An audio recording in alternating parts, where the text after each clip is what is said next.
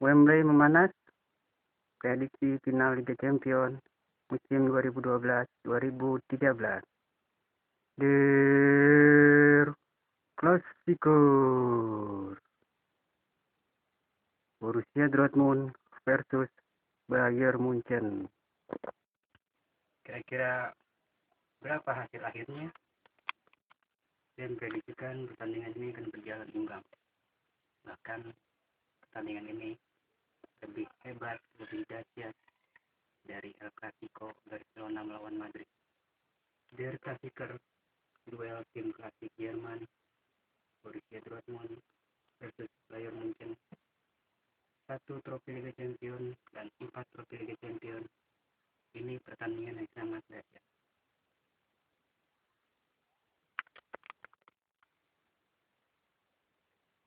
Keduanya sama-sama memainkan formasi modern 4-2-3-1. Jadi saya pikir pertarungan akan terjadi sangat ketat di lini tengah.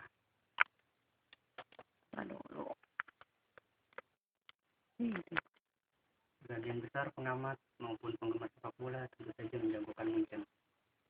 Selain dimiliki oleh para pemain bintang, Munchen memiliki para pemain yang berkelas dunia. Pemain inti dan juga pemain cadangan bisa dikatakan kelas mereka sama.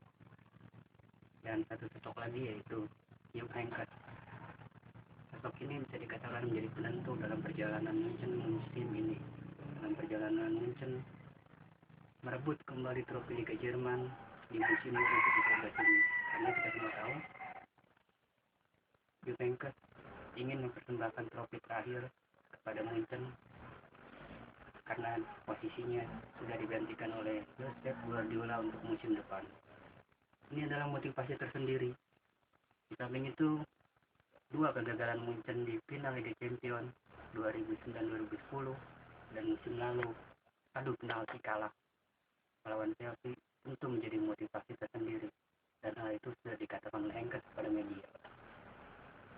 Namun saya melihat justru motivasi tersebut bisa menjadi bumerang buat Munchen. Karena kenapa? 2 kegagalan di final bisa saja membawa trauma tersendiri kepada tim Munchen tersebut. Para pemain seperti Bastian Schweinsteiger, Holger Badstuber, Philipp Lahm, Frank Ribery, Arjen Robben, Mario Gomez, Anatoly Timoshchuk, mereka adalah para pemain yang bisa dikatakan 2 kali gagal di final. 2 kali tampil di final dan 2 kali mereka gagal. Ini menyisakan sisi trauma tersendiri.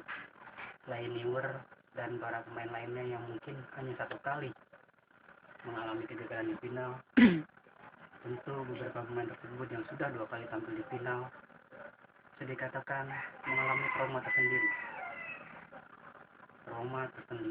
Dan hal inilah yang saya rasa bisa dimanfaatkan oleh Dortmund, bisa dimanfaatkan oleh Jurgen Klopp sang arsitek untuk mengalahkan Munchen, sekaligus membuktikan bahwa Dortmund dengan skuad yang ada, dengan para pemain yang bisa dikatakan pas-pasan, bisa meraih trofi Liga Champions.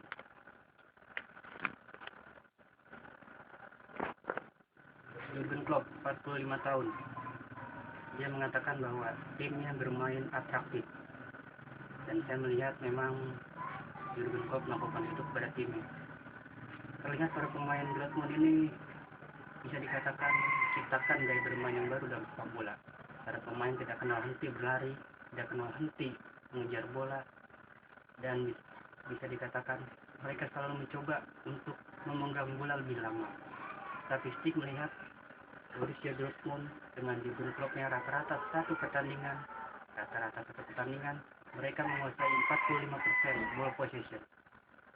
Mereka menguasai 45 ball possession, entah itu melawan tim-tim Liga Champions maupun tim di Liga domestik sendiri. Jurgen Klopp memiliki motivasi yang besar sama Dortmund untuk mengalahkan Munchen.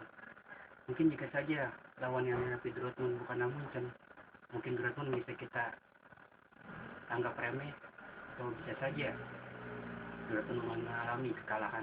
Tapi karena lawan yang dihadapinya adalah Munchen, saya melihat faktor kegeraman, kemarahan ada pada diri Jurgen Klopp dan juga Borussia Dortmund. Jurgen Klopp telah menunjukkan kepada dunia dia pelatih yang cerdas. Bisa dikatakan dia pelatih yang jenius. Jose Mourinho, the special one bersama Real Madridnya, ia kalahkan di semifinal.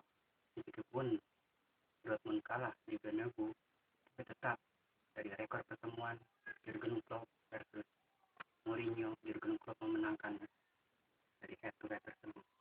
Jika Jurgen Klopp bersama Dortmund bisa mengalahkan Jose Mourinho, the special one yang disebut sebagai salah satu pelatih terbaik dunia,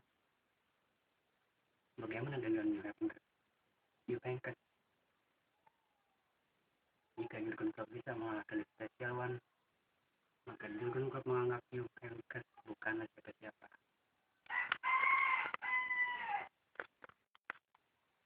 Sisi trauma tersendiri di mana Bayern Munchen 2 kali gagal di final dalam beberapa tahun terakhir. Sisi inilah yang akan diambil oleh Jurgen Klopp sebagai kekuatan. Bagaimanapun Jurgen Klopp akan tampil menggebrak, mencetak gol lebih cepat, dan jika Dortmund bisa menciptakan gol lebih dulu daripada Munchen, maka terbayanglah bagaimana gemetarnya para pemain Munchen, bagaimana gemetarnya kaki Bastian Schweinsteiger, Holger Bastüber, Mario Gomez, Philipp Lahm, Arjen Robben, Frank Ribery, Anatoly Timoshuk. Mereka spontan akan merasakan trauma langsung. Bagaimana 2 kegagalan di final akan menghantui mereka. Itulah keunggulan Dortmund. Secara psikologis mereka bisa mengambil keuntungan tersebut. Kegeraman Jurgen Klopp kepada Munchen diawali oleh pengumuman pembelian Mario Götze, pemain Dortmund yang dibeli oleh Munchen harga 30 juta euro. Jurgen Klopp mengatakan pengumuman itu terlalu dini karena musim belum berakhir. Itu bisa saja mengganggu kolektivitas tim, harmonisasi tim. Dan setelah Munchen mendapatkan Götze untuk musim depan, lagi-lagi manajemen Munchen melakukan pendekatan kepada Mats Hummels, bek andalan Dortmund, dan juga Robert Lewandowski, striker andalan Dortmund. Ini jelas mengganggu harmonisasi dari Dortmund. Disinilah Jurgen Klopp benar-benar berperang. Jurgen Klopp benar-benar merasa kesal dengan manajemen Munchen yang bisa dikatakan seenaknya saja tunjuk pemain Borussia Dortmund untuk dibeli seenaknya saja. Dari sisi Munchen, Juventus bisa saya katakan pelatih yang cerdas, memenangkan Liga Champions bersama tim Super Galaxy Real Madrid 1998. Jadi saya pikir Juventus seorang pemikiran cerdas. Dia berpengalaman di turnamen ini. Tapi tentunya motivasi, aura, gelora, dan juga ambisi yang begitu besar untuk melakukan dalam tanda kutip pembalasan, menunjukkan diri kepada Munchen. Inilah poin penting di mana saya berani memprediksi Dortmund yang akan mengangkat trofi malam ini. Baik, kita head to head pemain dari kedua tim, di mana kita tahu baik Dortmund maupun Munchen sama-sama menggunakan formasi modern 4-2-3-1. Dari penjaga gawang Dortmund, Roman Wendelfeller, 33 tahun, juga sebagai kapten tim dan baru mendapat kontrak baru di Dortmund. Tentu bisa dikatakan ini ajang pembuktian bahwa Wendelfeller tidak pernah menjadi penjaga gawang inti Jerman, dan di sini kelas dari Wendelfeller sudah teruji. Lawan Real Madrid, lawan Malaga, dia banyak melakukan penyelamatan. Ini penjaga gawang bagus. Masuk ke 4 back dari Dortmund. Di sisi kanan ada Lukas Piszczek, di sisi kiri ada Marcel Schmeichel, dan juga di tengah ada Efren Subotic sama duetnya Matsuma. Saya mengatakan bahwa 4 back ini justru memiliki keunggulan. 4 back terbaik Dortmund ini memiliki keunggulan dibandingkan dengan 4 back Munchen. Jadi saya rasa kekuatan Dortmund untuk lini pertahanan sudah terjamin aman.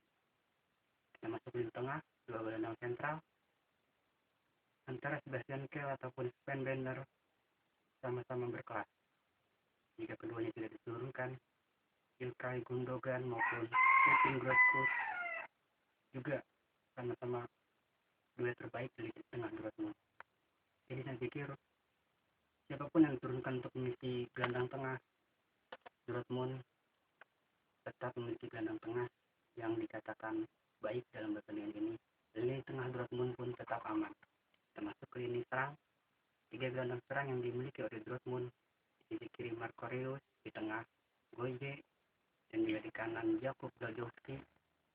Inilah pilar senjata Munchen untuk melakukan skema serangan dan juga menciptakan peluang untuk menciptakan gol. Ya, kita dengar di media bahwa Goje kebugaran diragukan. Jika itu benar-benar terjadi di final Goje tidak bermain, maka saya pikir itu bukan masalah buat Dortmund. Marco Reus bisa digeser ke tengah, sementara Jakub Blachowski bisa bermain di kiri seperti yang pernah ia lakukan bersama timnas Polandia. Dan Kevin Grosskopf dari cadangan bisa mengisi pos lini kanan, pos sayap kanan untuk Dortmund. Kita masuk ke penyerang. Robert Lewandowski, saya pikir untuk generasi sekarang, untuk musim ini, dia salah satu complete striker yang bisa kita katakan muda, yang baru terakhir. Sangat jarang dunia memiliki complete striker. Robert Lewandowski kuat dalam duel 1-1, jago dalam melakukan sundulan, akurasi tendangan yang bagus, dan satu hal yang tidak dimiliki oleh banyak penyerang, yaitu memiliki penguasaan bola yang lama. Dia bisa menahan bola dengan lama, dan dia juga bisa terlibat langsung dalam skema permainan yang diciptakan oleh timnya, yaitu Dortmund.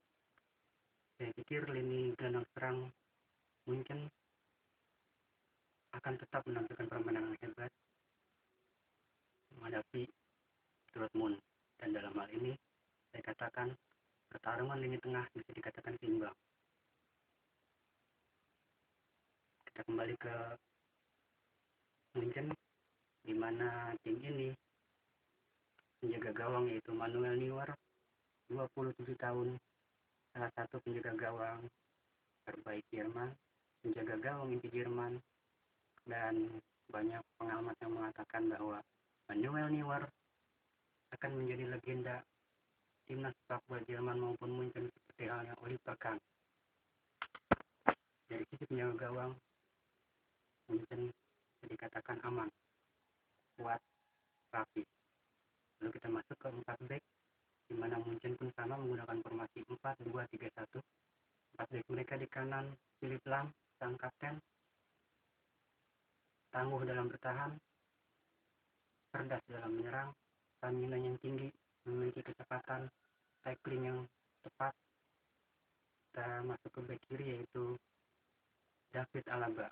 Inilah back yang di musim ini menjadi back inti setelah Basuber sering mengalami cedera hingga memaksa Juventus memasukkan David Alaba, dan ternyata penampilannya banyak menuai pujian.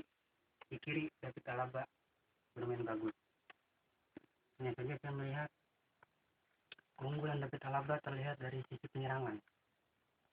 Dalam menyerang dia bagus, dalam menyerang dia oke, tapi dalam bertahan David Alaba sering sekali ketinggalan atau telat membantu pertahanan, dan hal inilah yang saya lihat menjadi sedikit kelemahan dari Bayern Munchen. David Alaba seringkali telat untuk membantu pertahanan. Dalam akurasi tendangan Alaba oke.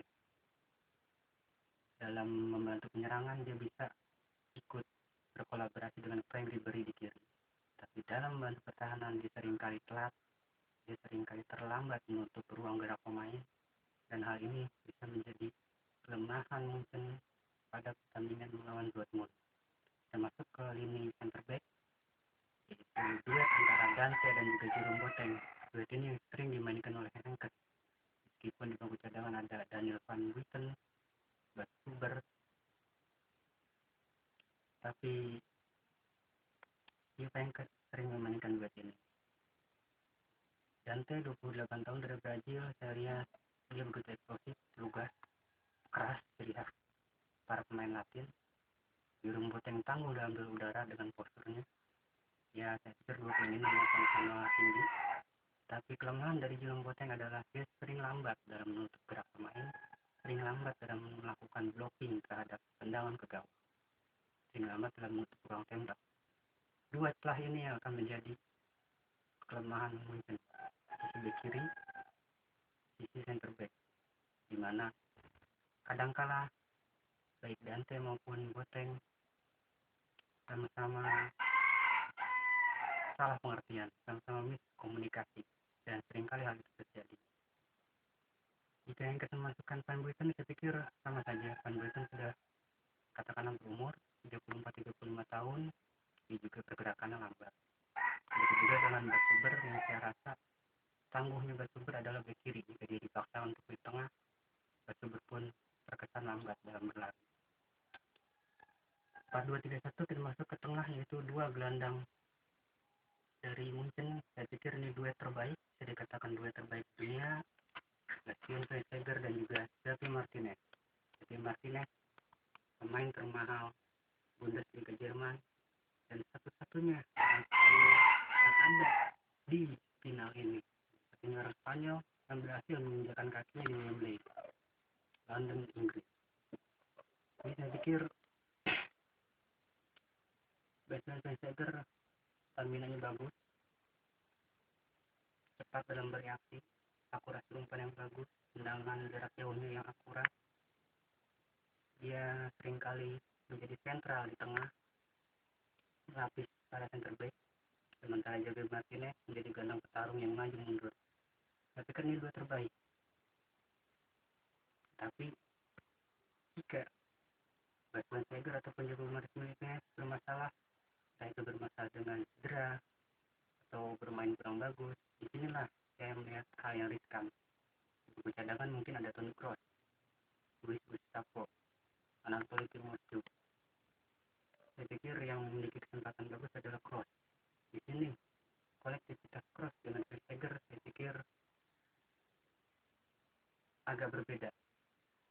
Berbedanya Kroos tidak seperti Martinez yang bisa melakukan man-to-man marking yang ketat, bisa melakukan tackle-tackle yang ketat. Jadi saya pikir jika Munchen mempertahankan duet Martinez dan Schweinsteiger, lini tengah mereka aman. Dan saya rasa lini tengah Munchen dengan lini tengah Dortmund dari sisi dua gelandang sentral imbang sama-sama kuat. Kita masuk ke tiga gelandang serang dari Munchen, yaitu di kiri Frank Ribery, di tengah Thomas Müller, dan di kanan Arjen Robben. Ini juga sama, bisa dikatakan mirip seperti Dortmund. Trisula inilah yang selalu menciptakan skema hebat, penguasaan bola yang canggih, serta tendangan-tendangan yang dahsyat. Frank Ribery, Müller di tengah, dan juga Arjen Robben. Dari sisi teknik dan skill, saya merasa ketiga pemain ini lebih unggul dari tiga gelandang serang yang dimiliki oleh Dortmund. Tetapi dalam pertandingan ketat, dalam pertandingan besar, dan dalam pertandingan penuh emosi serta banyak terjadinya gerakan-gerakan yang kasar, tackle-tackle yang kasar, saya pikir Frank Ribery di kiri, Arjen Robben di kanan tidak memiliki ketahanan dalam fisik. Dia tidak memiliki ketahanan dalam fisik, dan ini saya pikir berbahaya buat Munchen. Kita ingat-ingat musim lalu Ribery di perpanjangan waktu melawan Chelsea mengalami cedera. Itu pertandingan melawan Chelsea, apalagi pertandingan klasik. Jadi katakan derby Jerman pertandingan ini keras, dan saya melihat Dortmund memiliki keunggulan dari sisi stamina, daya tahan, dan kekuatan fisik para pemainnya. Dortmund memiliki ini, sedangkan Ribery, Robben, saya ragu dua pemain ini bisa bertahan dengan stamina-nya dalam waktu 90 menit. Kita masuk ke lini depan yaitu Mario Gomez. Oh ya, tadi Thomas Muller ya. Thomas Muller saya pikir dia terbaik, dia gelandang terbaik, dia bisa melapis penyerang, dia bisa kemanapun bergerak, dia bisa ada di kiri, dia bisa di kanan. Thomas Muller top skor Munchen Liga Champions dengan 8 gol, tetap dia menjadi andalan. Dan dia selalu melapis pergerakan dari penyerang Munchen yaitu Mario Gomez maupun Mandzukic. Kita masuk ke lini depan Munchen yaitu sudah pastinya Juventus mempercayakan kepada Mario Gomez. Dialah striker yang kerap kali Juventus menilai cocok bermain dalam skemanya. Mario Gomez jago dalam melakukan sundulan, tangguh di udara, jago dalam adu fisik, duel badan, finishing yang akurat, seorang target man sejati, tapi lemah dalam penguasaan bola. Mario Gomez jarang terlibat langsung dalam skema permainan yang diciptakan oleh para gelandang Munchen, dan ini bisa menjadi lagi-lagi faktor kelemahan Munchen. Jika Gomez dimatikan, maka Munchen sulit mencetak gol. Jika Gomez dimatikan, maka yang terlihat adalah Robben dengan permainan dalam tanda kutip diktator, otoriternya akan muncul permainan seperti itu. Robben otoriternya bermain sendiri, melakukan tendangan-tendangan langsung ke gawang, lalu Frank Ribery pun akan melakukan tendangan-tendangan langsung ke gawang jika Mario Gomez dimatikan. Namun Munchen memiliki keunggulan dari stok. Kita sebut stok, di bangku cadangan ada Claudio Pizarro. Claudio Pizarro kita tahu sebelumnya di Munchen dia adalah penyerang yang haus gol. Meskipun sudah 34 tahun, sebagai target man, Pizarro bisa dimainkan hanya saja dari usia saya melihat Pizarro terkesan lambat. Dan jika Gomez dimatikan kemudian Juventus memasukkan Mario Mandzukic, saya pikir dalam pertandingan ini Mandzukic pun terbiasa. Meskipun dia tidak mengenal Dortmund karena sebelumnya memperkuat Werder Bremen, saya pikir Mario Mandzukic belum teruji dalam pertandingan besar, pertandingan derby, apalagi melawan Borussia Dortmund di pertandingan final. Jadi saya pikir seperti itu.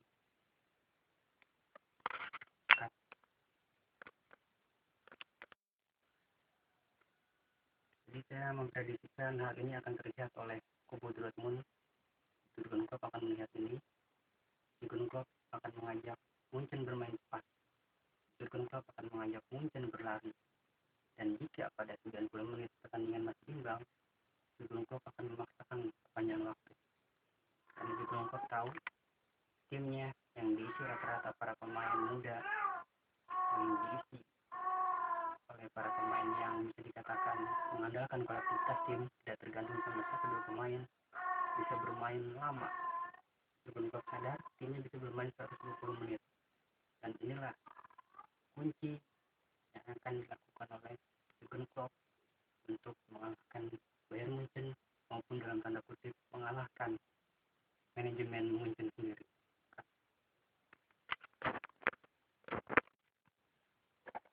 Sekarang pada pertandingan malam nanti atau dini hari, saya prediksi Borussia Dortmund akan mencetak gol lebih cepat sehingga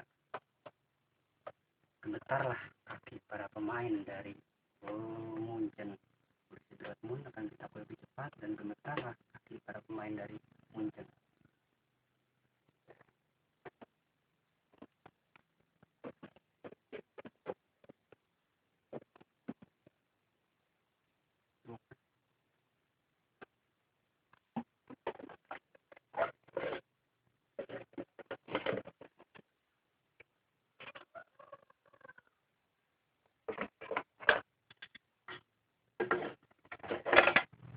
Dortmund akan mencetak gol lebih dulu, membuat Munchen merasakan traumanya di 2 pertandingan final, namun sedikit kelengahan dari Dortmund membuat Munchen berhasil menyamakan kedudukan.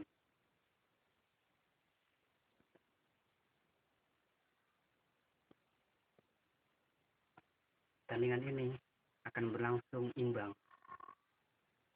1-1. Lalu siapa yang menang? Tunggu dulu, pertandingan ini berlangsung imbang. Karena ini pertandingan final, pertandingan ini berlangsung imbang selama 2 kali 45 menit. 90 menit, pertandingan ini berakhir imbang 1-1. Maka pertandingan akan dilanjutkan dengan perpanjangan waktu. Di perpanjangan waktu inilah Borussia Dortmund menunjukkan bagaimana mereka memiliki daya tahan. Mereka memiliki fisik yang kuat, stamina yang terjaga, dan terkurasnya para pemain Bayern Munchen dari sisi fisik maupun psikologis, di trauma. Maka disinilah Borussia Dortmund mencetak gol kemenangan.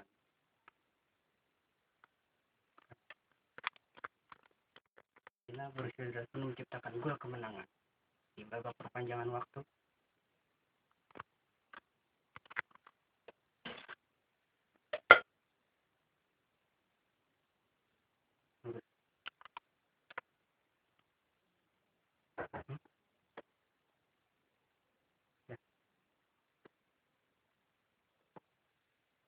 Di babak perpanjangan waktu, Borussia Dortmund menciptakan gol kemenangan.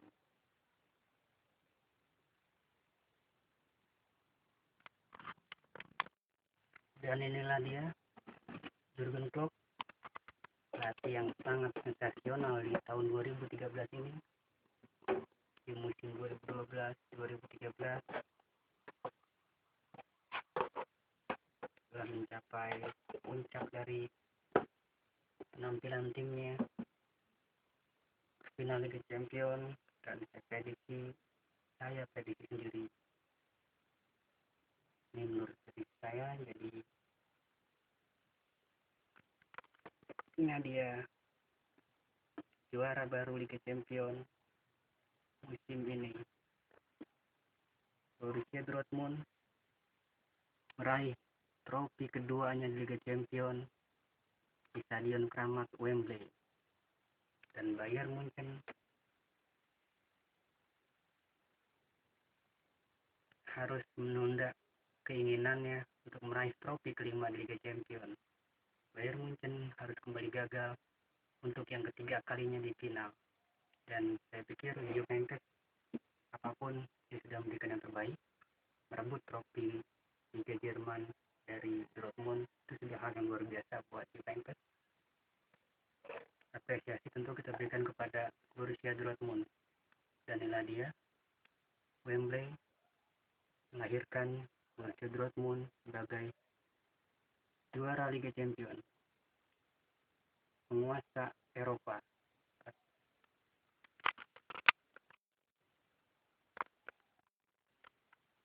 Juara Liga Champions. Dan apapun yang terjadi dengan Jurgen Klopp bersama Dortmundnya, entah Jurgen Klopp menerima pinangan tim lain, entah para pemain dari Dortmund sendiri menerima tawaran dari klub-klub lain, saya pikir Dortmund akan tetap menjadi Dortmund. Di musim depan dia akan tetap menjadi idola baru Liga Champions, idola baru klub dunia, dan bisa saja Borussia Dortmund fans klub Indonesia, Borussia Dortmund fans klub Indonesia bisa saja akan berdiri. Bisa pikir apapun yang terjadi, Dortmund juga dengan manajemennya akan banyak belajar. Tetap kekuatan mereka untuk musim depan tidak akan berkurang. Buat pendukung Munchen tidak perlu kecewa. Munchen sudah melakukan yang terbaik. Mungkin sudah meraih trofi Liga Jerman. Saya pikir ini adalah pertandingan sepak bola, menang kalah olahraga. Dan kita lihat apa yang akan terjadi dengan Munchen di musim depan bersama Pep Guardiola. kejutan apa yang akan mereka berikan. Dan buat para penunggu Munchen, nggak usah bingung, nggak usah sedih, ya mendingan kita bisnis aja. Gimana kita join bisnis, kita kerjasama, lumayan buat beli baju lebaran, bagi jaket lebaran. Ini aja kalau minat nih. Oke, yang kalau minat ini aja. Buat mendukung Munchen nggak usah kecewa, ya kita bisnis aja jadi jalan, lumayan buat baju lebaran.